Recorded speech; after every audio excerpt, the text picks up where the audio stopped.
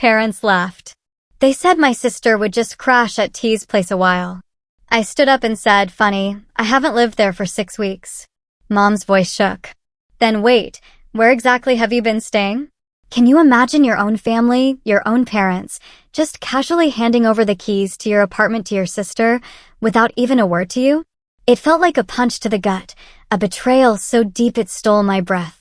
But when they finally dropped that bombshell at dinner, I just looked them dead in the eye and said, "Funny, I haven't lived there in 6 weeks." My name is Natalie, and at 31 years old, I thought I'd finally built a life for myself.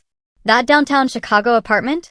It wasn't just a place to live, it was years of blood, sweat, and endless hours of hard work. A stark contrast to my sister, Elaine, who, let's just say, had a knack for getting everything handed to her on a silver platter. I never, not in a million years, imagined my parents would cross this line. There we were, sitting at dinner, and they just casually passed her my keys. It was the last straw.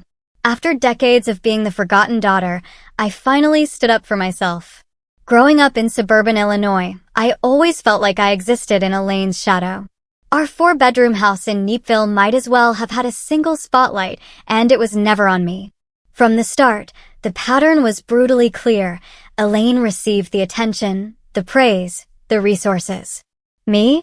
I was just expected to figure things out on my own. I still remember my 16th birthday. For months, I'd been dropping hints about a small gathering at my favorite pizza place. The day came, and my parents had forgotten entirely. My mom was busy driving Elaine, who was only 11 at the time, to her dance recital. My dad was working late. I ended up ordering a single, small pizza, eating it alone in my room, staring at college brochures. 5 years later, for Elaine's 16th, they rented out an entire venue, hired a DJ, and gifted her a perfectly functional car with a giant red bow. School events followed the same painful script.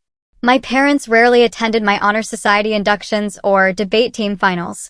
When I graduated as salutatorian of my high school class, my mom spent most of the ceremony taking photos of Elaine in the audience instead of watching me give my speech.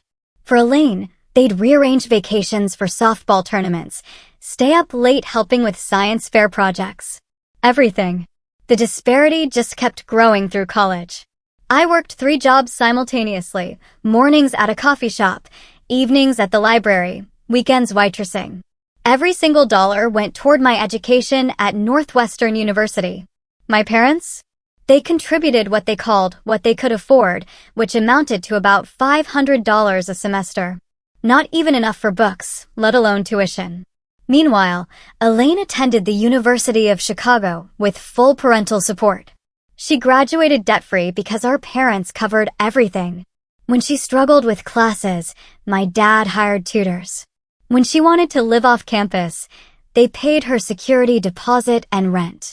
After graduating, I landed an entry-level position at a digital marketing firm in downtown Chicago. The salary was modest, but I budgeted meticulously, living with 3 roommates in a cramped apartment far from the office. I packed my lunches, skipped vacations, and squirreled away every spare dollar. After 3 years, with a few promotions and side gigs managing social media for small businesses, I finally saved enough for a down payment on a small 1-bedroom in River North. That apartment meant everything to me. 900 square feet of hardwood floors, exposed brick, and windows that caught the morning light just right. The kitchen was tiny, but I found a beautiful secondhand island that became both my workspace and my dining area. Every single piece of furniture represented careful selection and saving. The gray sectional couch took 6 months of overtime to afford. The bedroom set came from 4 different thrift stores, painstakingly refinished on weekends. Nothing matched perfectly, but everything was intentionally chosen. It was mine. Just before all this family drama started, I'd also gone through a painful breakup with Thomas, my boyfriend of 2 years. We met at a marketing conference, and I thought we had something solid. Then, one evening over dinner, he casually mentioned he'd accepted a job in Seattle, without ever discussing it with me. When I expressed my shock, he seemed genuinely surprised that I might have wanted input on a decision that would effectively end our relationship. The breakup left me questioning my judgment and feeling incredibly vulnerable. Despite the unequal treatment, I maintained a surface-level relationship with my family. I called my mom weekly. I sent birthday and holiday gifts. I attended Sunday dinners once a month, driving 40 minutes each way to sit at a table where conversation inevitably centered around Elaine's latest drama or accomplishment. I'd smile and nod through stories about her third attempt at grad school or her newest boyfriend. I'd help clear the table while my mother fussed over whether Elaine was eating enough. I'd hug everyone goodbye, mentally calculating how many weeks I could reasonably avoid the next dinner.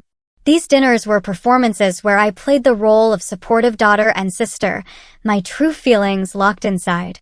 I learned early that expressing hurt or resentment only led to being labeled too sensitive or jealous. So, I built walls around my heart and learned to keep conversations superficial. My real life, my friendships, my struggles, my achievements, all remained carefully separate from my family. My apartment was my sanctuary. My proof that I could create something beautiful entirely on my own. Elaine's pattern of instability became impossible to ignore as we entered our 20s and 30s.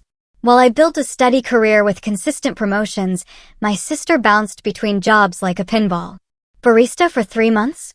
Quit because the early hours disrupted her creative energy. 6 weeks at an admin position? Her supervisor just didn't understand her process. She tried selling real estate, but gave up after failing to close any deals in 4 months. And after each job ended, our parents stepped in with financial support.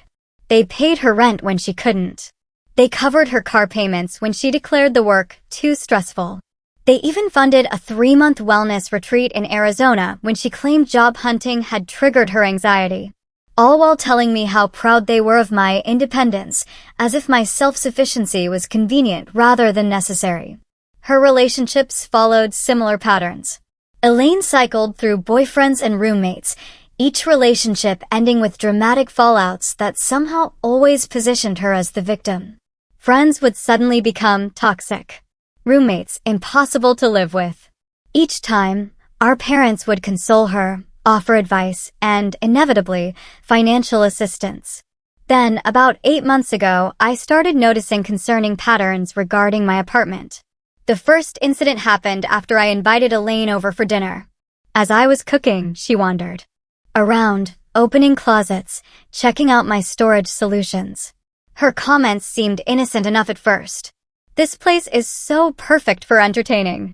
You have so much space for just one person." I thought nothing of it until she started asking detailed questions about my monthly maintenance fees and security arrangements. A month later, she called, asking to borrow my black cocktail dress for a job interview.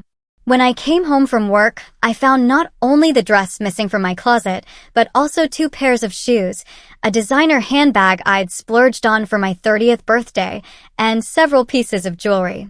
When confronted, she acted surprised by my upset, saying, "I thought you'd want to help me look professional. It's not like you were using them today." The unannounced visits began soon after. I'd come home to find Elaine sitting on my couch, let in by the doorman who recognized her as my sister. She'd wave off my surprise with comments like, "I was in the neighborhood," or "I needed some sister time." These visits always ended with her asking to borrow something: money for an emergency car repair, my laptop because hers was acting weird, or my credit card because she'd left her wallet at home. The situation escalated when I returned from a weekend visiting friends to discover Elaine had hosted a dinner party in my apartment. 8 strangers had used my dishes, sat on my furniture, and left wine stains on my rug. When I called her in shock, she just laughed it off. My place was too small, and I knew he wouldn't mind. We cleaned up most of it. I finally confronted her directly, sitting her down over coffee to establish clear boundaries. "Elaine," I said, my voice firm, "I need you to understand that my apartment is my private space. You cannot come over without calling first. You cannot borrow my things without asking, and you absolutely cannot host parties here whether I'm home or not." Her response was so dismissive. "Why are you being so uptight? We're sisters. What's yours is mine, right? You've always been so weird about sharing." When I stood firm, she did what she always did, called our parents. That evening, I received a lecture from my father about family supporting each other and a tearful call from my mother asking why I was being so selfish when Elaine just admires your beautiful home. The only validation came from my friend Jessica, who witnessed one of Elaine's uninvited visits. After my sister left, Jessica turned to me with a concerned expression. "Natalie, that was not normal. You know that, right? The way she went through your mail, the comments about how much everything must cost, the way she took your sweater without asking. She is not respecting your boundaries at all." The final straw came when I noticed things in my apartment being moved or disappearing entirely. My passport, which I kept in a specific drawer, was suddenly on my bookshelf. Financial documents were rearranged. A pair of expensive wireless earbuds vanished. The security of my own home began to feel compromised, and with it, my sense of safety and independence. The breaking point arrived after I returned from a 3-day business trip to New York.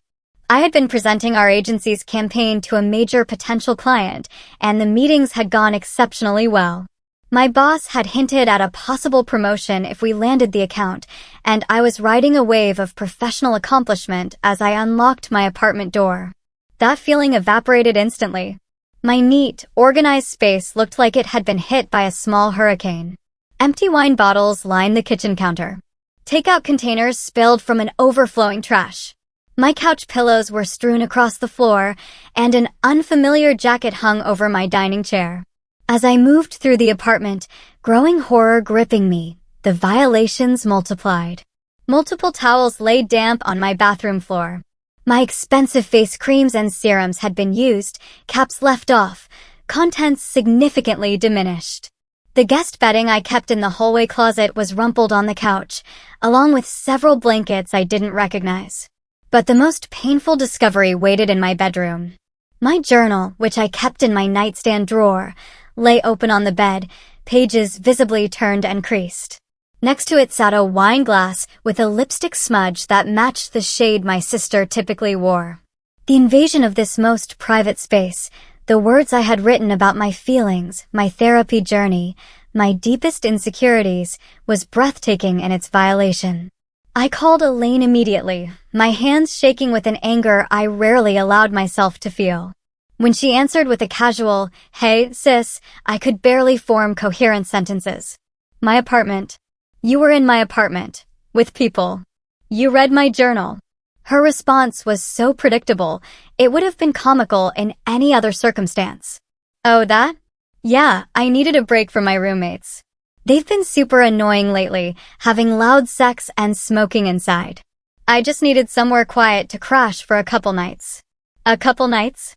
How long were you here? Who else was here?" My voice had risen to a shout. "Just a few friends. And only for like 3 nights, maybe 4. We cleaned up most of it." The blatant lie. "You went through my personal things. You read my private journal. You had strangers sleeping in my home without my knowledge or permission." Her voice immediately shifted to the wounded, tearful tone she used whenever confronted with consequences. "Why are you yelling at me? I was in a really bad place emotionally. My roommate situation is toxic, and I just needed my big sister. I thought you would understand. I thought you would want to help me." Before I could respond, my phone beeped with an incoming call from my mother. Of course. Right on cue. I declined it, but seconds later, Elaine said, "Mom wants us both at dinner tomorrow night. She says it's important." The emergency family dinner the next evening had all the elements of a carefully orchestrated intervention, except I was the one being intervened upon, rather than the person who had violated boundaries.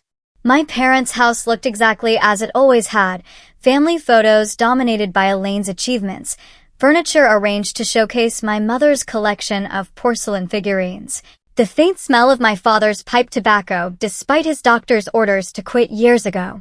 The tension was palpable as we sat down to my mother's pot roast.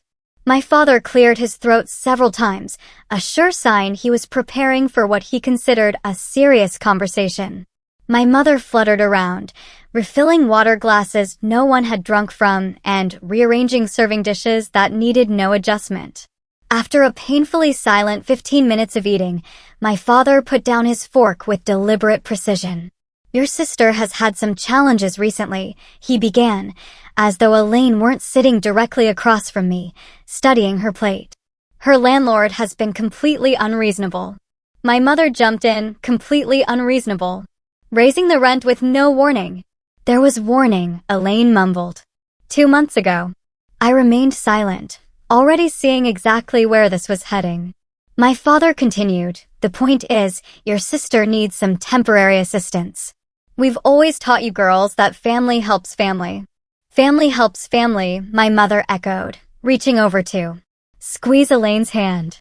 And we know you have that lovely apartment with plenty of space. Elaine was evicted, I stated flatly. That's what this is about, isn't it? She didn't pay her rent again, and now she has nowhere to go. My parents exchanged glances. My mother's lips tightened into a thin line. It's not an eviction if you leave voluntarily before it gets to that point. We gave her the money for rent, my father added, a note of confusion entering his voice for the first time. Last month. And the month before. Elaine suddenly became very interested in rearranging the peas on her plate.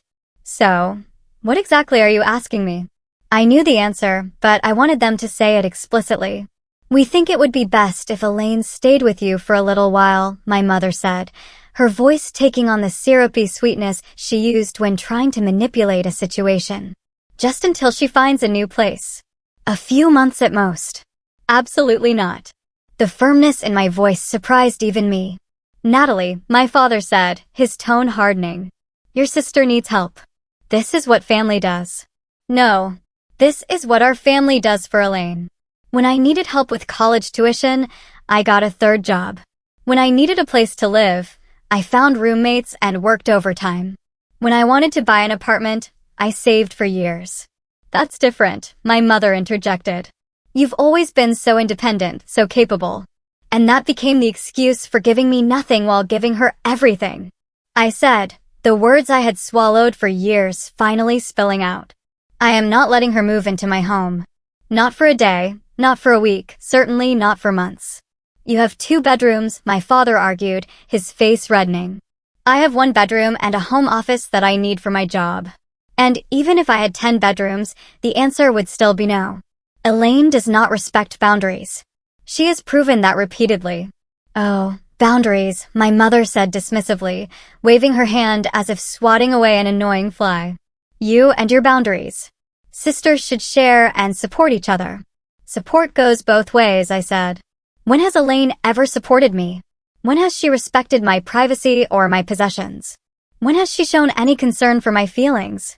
You are being selfish, my father declared, playing his trump card, the accusation that had kept me in line for most of my life. Your sister is family.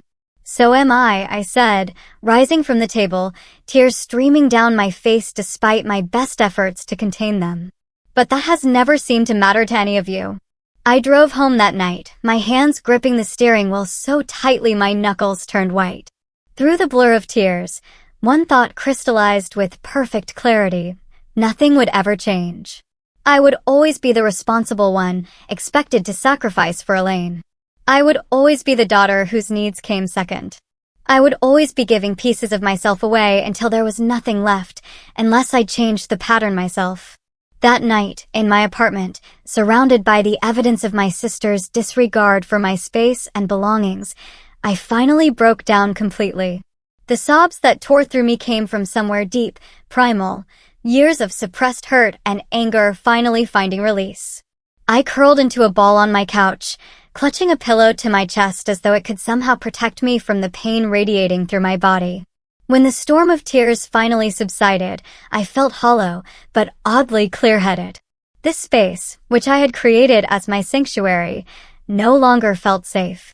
The knowledge that my sister had been here, looking through my things, reading my private thoughts, inviting strangers to use my belongings, it had contaminated everything. The apartment no longer felt like mine. At 1 o'clock in the morning, I called Taylor, my best friend since college. She answered on the 3rd ring, her voice thick with sleep. Nat, are you okay? The whole story poured out of me, a jumbled, tear-stained account of the apartment invasion, the family dinner, the lifetime of being overlooked and undervalued. Taylor listened without interruption, occasionally murmuring sounds of support or outrage at particularly egregious details. When I finally ran out of words, the silence stretched between us for several moments. Then Taylor said something that changed everything. "You know, you don't have to keep playing this role they've assigned you, right? You are allowed to rewrite the script." "What do you mean?" I asked, wiping tears from my cheeks. "I mean that you've spent your entire life trying to earn approval from people who are constitutionally incapable of giving it to you. Your parents have shown you exactly who they are and how they value you. Believe them, and make decisions accordingly." The truth of her words resonated in my chest. "So, what do I do?" "If it were me," Taylor said carefully, "I would consider what my life would look like if I prioritized my own well-being over their expectations. Maybe that means moving somewhere they don't know about. Maybe it means strict boundaries about when and how you interact with them. Maybe it means therapy to work through the lifetime of being the less favored child." "All of the above," I whispered, a plan already forming in my mind. The next morning, I called in sick to work for the first time in 3 years. Instead of going to the office, I spent the day researching apartments in neighborhoods far from River North. By afternoon, I had scheduled viewings for 5 different places. The following day, I saw all 5 and fell in love with the last one, a 4th-floor walk-up in Wicker Park with creaky wooden floors, a tiny but updated kitchen, and windows that looked out on a courtyard filled with trees. It was smaller than my current place and considerably less polished, but it had character. And, most importantly, no one in my family knew about it. I signed the lease that same day, putting down the security deposit and first month's rent from my emergency savings. The landlord, an older woman named Harriet who lived on the 1st floor, seemed delighted to have a quiet professional as a tenant. "When can you move in?" she asked as we completed the paperwork. "As soon as possible," I told her. Would this weekend work? With a new apartment secured, my plan took shape with surprising speed. I opened a new bank account at a credit union across town from my usual bank, transferring half my savings immediately. I set up mail forwarding to a post office box rather than directly to the new apartment. I began bringing small boxes of my most treasured possessions to work with me, then dropping them at the new place on my way home. I decided to leave most of the furniture behind. The couch, the dining table, the bed frame, all of it felt tainted by what had happened. Only my grandmother's antique reading chair, a few cherished books, my most beloved kitchen items, and my clothes made the journey to Wicker Park. The rest I would deal with later. Setting up the new apartment became a kind of therapy. Each item I brought was carefully considered. Did it bring me joy? Did it serve a purpose? Was it free from negative associations? The resulting space was minimalist, but deeply personal. I splurged on new bedding, a soft duvet in shades of blue and green that reminded me of the ocean. I hung plants in the windows and photographs of friends on the walls. I bought a secondhand desk that fit perfectly in the alcove by the window, creating a workspace that felt both productive and peaceful. As the new place took shape, I felt a weight lifting from my shoulders. For the first time in my adult life, I had created a space that was completely unknown to my family, a sanctuary in the truest sense of the word. The practical aspects of my disappearing act required careful planning. I changed the passwords on all my accounts. I spoke with my supervisor at work, explaining in vague terms that I was dealing with a family situation and needed to update my contact information. I arranged for packages to be delivered to an Amazon locker rather than to either apartment. I told only 3 people my new address: Taylor, Jessica, and my therapist, whom I had started seeing weekly. During the 6-week transition period, I maintained minimal contact with my family. I responded to texts with brief, uninformative replies. I deflected questions about getting together. I pleaded work deadlines when pressured about Sunday dinners. When my mother called, I kept conversations short and revealed nothing of substance. To anyone paying close attention, my withdrawal would have been obvious. But my family had never paid close attention to me, unless they needed something. The new apartment quickly became more than just a living space. It became the headquarters for my emotional and psychological rebirth. Without the constant anxiety of unexpected visits or violations of my privacy, I found myself relaxing in ways I hadn't experienced before. I slept more soundly. I experimented with cooking elaborate meals just for the pleasure of it. I invited friends over without worrying about what they might report back to my family. Taylor visited often, bringing housewarming gifts and takeout dinner. "You look different," she observed one evening as we shared Thai food on cushions on the floor, my new dining table still on backorder. "More peaceful." "I feel different," I admitted. "Like I can finally breathe."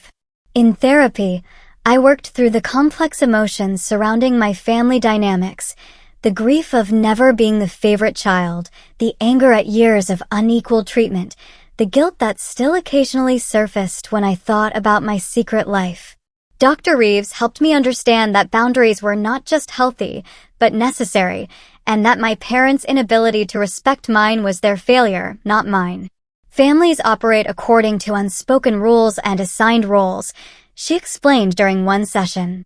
You were assigned the role of the self-sufficient one, the one who needs nothing.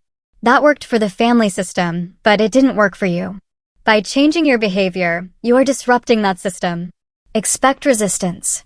The resistance, when it came, was exactly as predicted. As the weeks passed, my parents' messages became increasingly urgent. My mother's texts evolved from casual check-ins to worried inquiries about my health and well-being. My father, who rarely communicated directly, began calling on his drive home from work.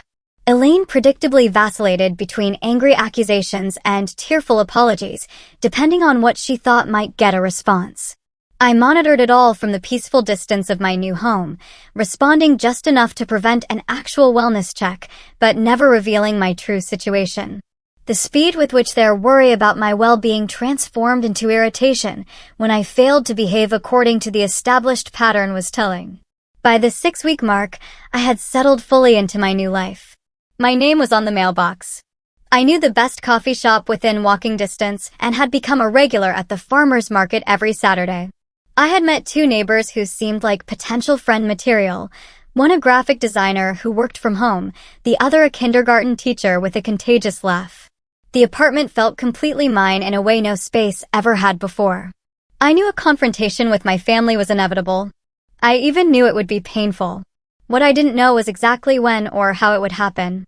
As it turned out, my mother made that decision for me with a text that simply read, "Emergency family dinner tomorrow night. No excuses. 6 p.m. sharp." In the weeks leading up to that fateful dinner, my parents' attempts to contact me had grown increasingly frantic. My phone would light up with my mother's name 5 or 6 times a day. The voicemails grew progressively more dramatic. "Natalie, honey, we're getting worried about you." Then, "Natalie, please call us back. We just want to know you're okay." And finally, "Natalie Thompson, I am your mother, and I demand you call me back immediately." My father's approach was more direct. "Your mother is worried sick. Call home," and later, "This behavior is unacceptable, Natalie." Family does not just disappear. Elaine's financial situation had apparently worsened after losing yet another job, this time at a boutique clothing store where, according to my mother's detailed voicemail, the manager just didn't appreciate Elaine's creative approach to the dress code. The subtext was clear: Elaine needed help, which meant I was expected to provide it. I had become skilled at deflecting questions about my whereabouts. When my mother asked if I would be at Sunday dinner, I replied that I had a work commitment. When my father texted asking if I could help move some furniture, I said I was fighting a cold. When Elaine asked if she could crash on my couch, just for tonight, I claimed my apartment was being painted. These excuses worked because my family had always accepted my independence as a fixed character trait rather than a hard-won achievement. They assumed I was just being difficult or going through some phase. It never seemed to occur to them that I might have taken actual steps to protect myself from their encroachment. The emergency family dinner text arrived on a Tuesday morning. My immediate instinct was to ignore it, but Dr. Reeves had been helping me recognize the difference between avoidance and boundaries. Avoiding my family indefinitely was not a sustainable solution. Establishing clear boundaries with them was. This dinner might provide the opportunity to do exactly that. "I'll be there," I texted back to my mother. 3 simple words that immediately triggered a flurry of happy face emojis in response. As I drove to my childhood home that Thursday evening, my stomach clenched with anxiety. I had prepared as thoroughly as possible, rehearsing responses to likely scenarios with both Taylor and Dr. Reeves. I had meditated that morning, gone for a long run, and worn an outfit that made me feel confident, a tailored blazer over a simple blouse and jeans. Still, as I parked in the driveway, the familiar weight of family expectations settled on my shoulders. The house looked exactly as it always did, my mother's carefully tended flower beds, my father's meticulously trimmed lawn, the porch light welcoming visitors while the interior revealed warm, golden light through partially drawn curtains. The perfect suburban tableau. I took a deep breath, straightened my shoulders, and rang the doorbell rather than using my key. A small act of separation that didn't go unnoticed by my mother when she opened the door. "Since when do you ring the bell?" she asked, her attempt at lightness undermined by the tension around her eyes. "This is still your home, you know." "Is it?" I replied quietly, stepping past her into the foyer. The atmosphere inside was thick with unspoken tension. My father sat in his usual recliner, newspaper folded beside him, pretending to watch a baseball game with the volume turned low. Elaine perched on the edge of the sofa, scrolling through her phone with faux nonchalance. She glanced up as I entered, her expression unreadable. "Dinner will be ready in 10 minutes, my mother announced, hurrying back to the kitchen. "I made your favorite pot roast with those little red potatoes you like." It was Elaine who loved those potatoes, not me. I had been vegetarian for 3 years, a fact my mother consistently forgot or ignored. Rather than correcting her, I simply nodded and took a seat as far from Elaine as possible. Dinner was a masterclass in passive-aggressive communication.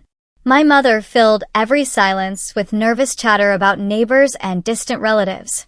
My father punctuated her stories with occasional grunts of acknowledgement. Elaine pushed food around her plate, contributing nothing. I answered direct questions with minimal responses, waiting for the real purpose of this gathering to emerge. It came, as family bombshells often do, with dessert. My mother had made apple pie, not my favorite, but Elaine's. And as she served it with unnecessary flourish, my father cleared his throat. "Your sister has had some temporary setbacks," he began, as though continuing a conversation we had been having all along. "Job market is tough right now, very competitive." My mother nodded vigorously. "So competitive, and rental prices are just outrageous these days." I said nothing, taking a small bite of pie. "The thing is," my father continued, reaching into his pocket, "we think we've found a good solution. Temporary, of course, until Elaine gets back on her feet." With deliberate ceremony, he placed a set of keys on the table between us. "My keys. To my River North apartment. We think it makes perfect sense for your sister to use your place for a while," my mother said, her voice bright with false certainty. "You have all that space, and you're at work most of the time anyway." "We already spoke to your building manager," my father added. "Mr. Peterson, nice fellow. He said it's no problem to add Elaine to your lease temporarily." I stared at the keys, a strange calm settling over me. "You spoke to my building manager without talking to me first?" "We knew you'd agree once you thought about it," my mother said. "Family helps family." Elaine finally looked up, a small, victorious smile playing at the corners of her mouth.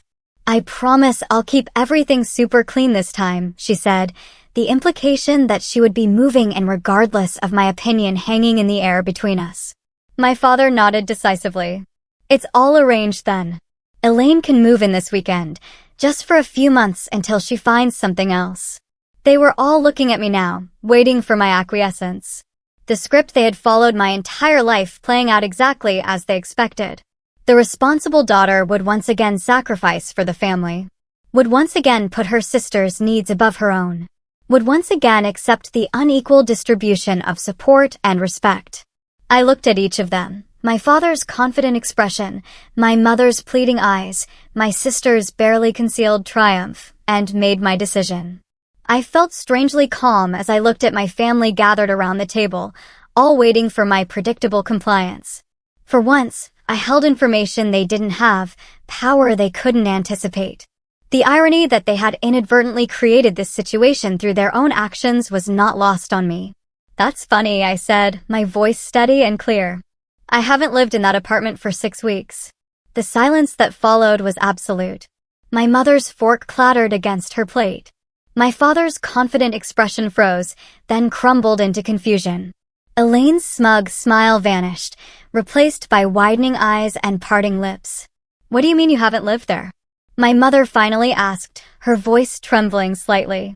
Wait then, where exactly have you been staying? My father leaned forward, his face flushing with the first stirrings of anger, always his go-to emotion when control slipped from his grasp. What are you talking about, Natalie? Of course, you live there. We were just on the phone with your building manager yesterday. I still own the apartment, I clarified. I still pay the mortgage. But I don't live there anymore. I moved out 6 weeks ago after Elaine let herself in while I was on a business trip, invited strangers over, went through my personal belongings, and read my private journal. Elaine's face went pale, then red. I didn't. That's not. I mean, it wasn't like that. It was exactly like that, I countered, still maintaining my composure. You violated my space and my privacy. You always have. Because you've never been taught that other people's boundaries matter. Boundaries again, my mother said, throwing up her hands. You and these boundaries. We're family, Natalie. Family doesn't have boundaries. Healthy families absolutely have boundaries, I replied. And healthy families respect each other. They don't play favorites or expect one child to constantly sacrifice for another or make major decisions about someone's home without consulting them. My father's expression had shifted from confusion to full-blown anger. So, you've been lying to us for weeks, hiding where you live? What kind of daughter does that? The kind who has learned that it's the only way to protect herself, I said quietly. The kind who has spent her entire life trying to earn the same consideration automatically given to her sister. The kind who finally realized that was never going to happen. This is ridiculous, my mother said, tears gathering in her eyes. We have always treated you girls exactly the same. I couldn't help the short, bitter laugh that escaped me. Mom, that is just not true. And I think, on some level, you know it. When Elaine needed college tuition, you paid it. When I needed it, I worked 3 jobs. When Elaine lost apartments because she spent rent money on other things, you bailed her out. When I saved for years to buy my own place, you barely acknowledged it until you decided it could solve Elaine's problems. That is completely different, my father interjected. Elaine needs more support. She's sensitive and I was capable, I finished for him. So capable that you decided I didn't need parents, just occasional observers who stepped in only when they needed something from me. Elaine had been unusually quiet, but now she spoke up, her voice taking on the wounded tone that had always worked so effectively. Where am I supposed to go now? I have nowhere to live. That is not my problem, I said, surprised at how easily the words came. It has never been my problem, but somehow it always became my problem. Not anymore. You can't just abandon your sister, my mother gasped. Where are you living? We need to know where you are. No, you don't, I said firmly. That is the boundary I'm setting. I have a new place where I feel safe and secure. Elaine doesn't get to know where it is. You don't get to know where it is.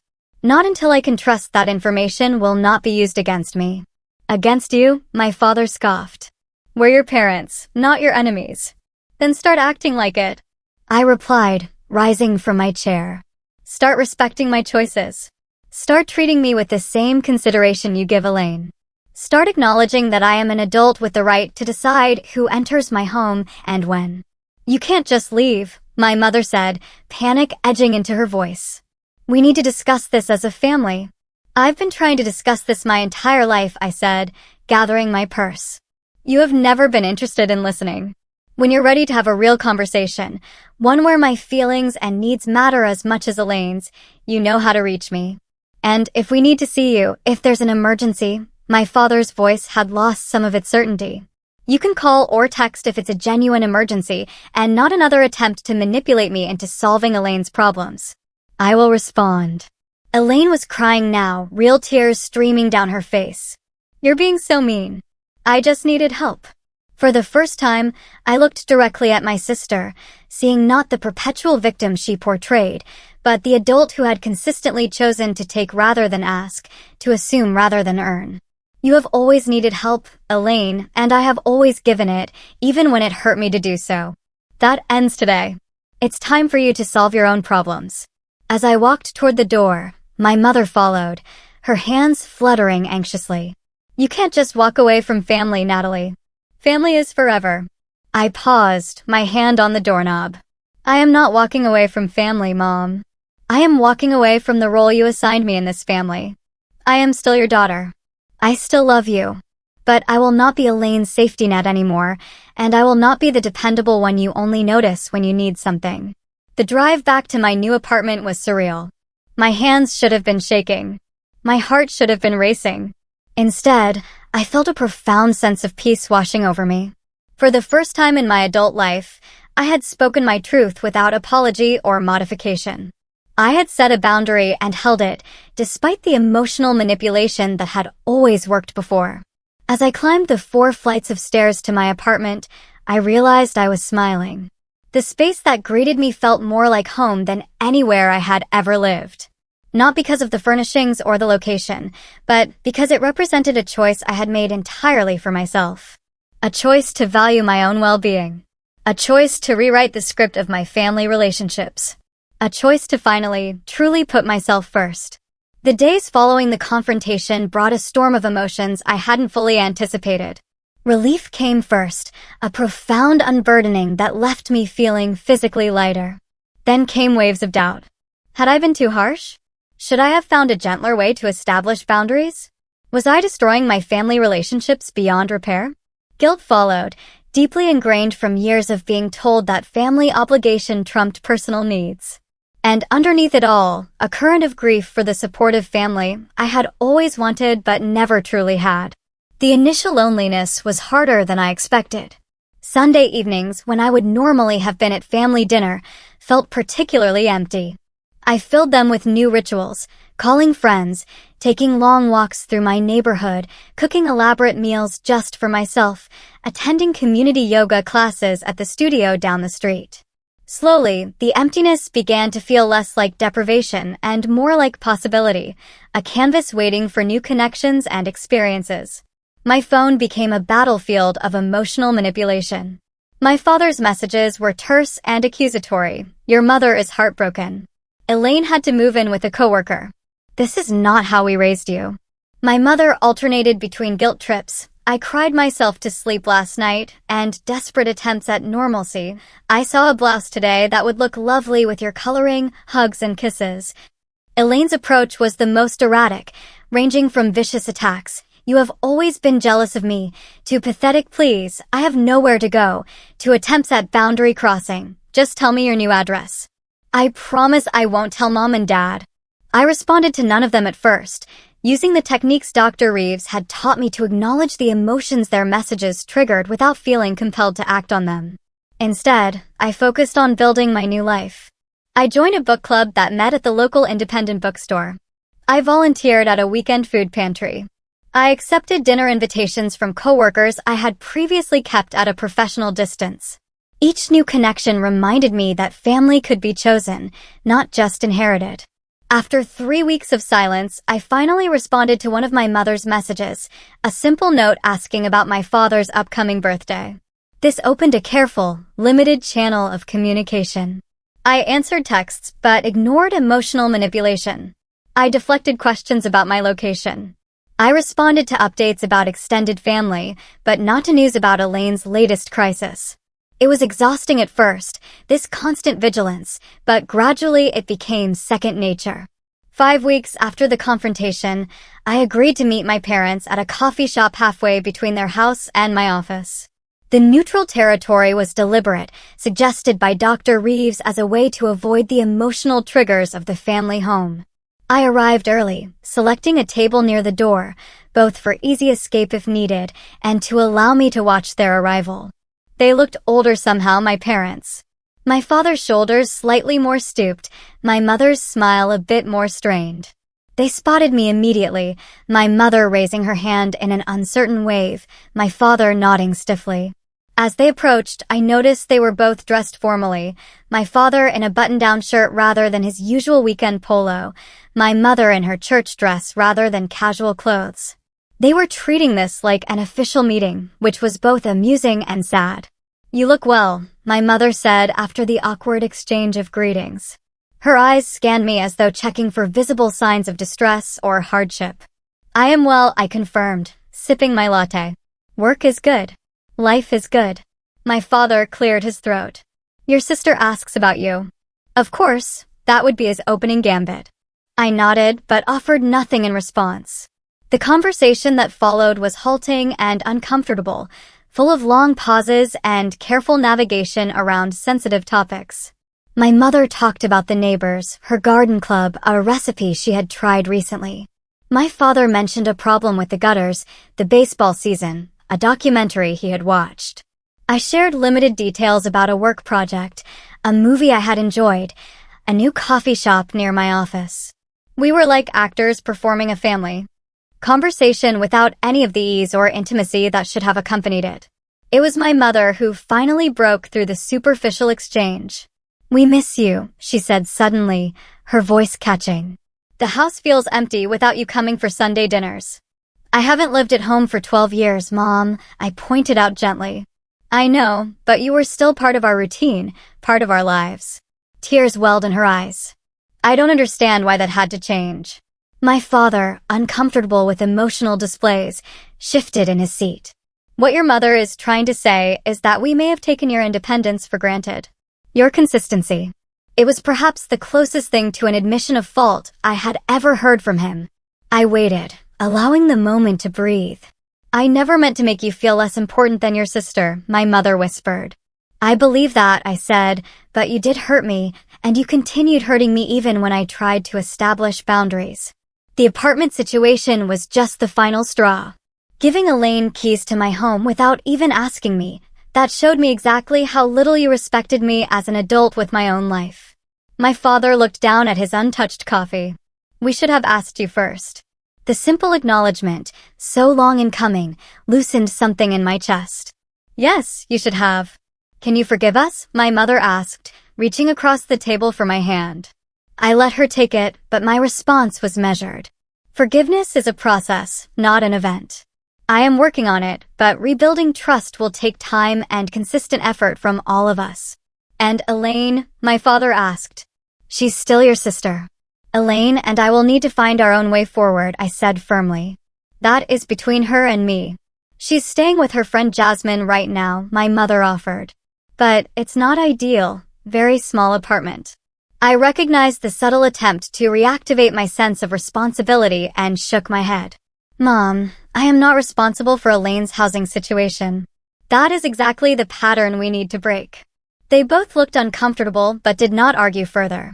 As we prepared to leave, my mother asked the inevitable question, "When will we see you again? Will you come to Sunday dinner next week?" "Not yet," I said. "Honestly, I need more time. But maybe we could meet for coffee again in a couple of weeks." It was a small step, but their cautious smiles suggested it was enough for now. Elaine was noticeably absent from that first meeting and from the careful text exchanges that followed. 3 weeks later, I received a message from her that stood out from her previous communications. "I am starting therapy. The therapist says I should apologize to you when I'm ready. I'm not ready yet, but wanted you to know I'm working on it." It was the first time my sister had ever acknowledged, even indirectly, that her behavior might require amends. I sent back a simple response. "I'm proud of you for taking that step."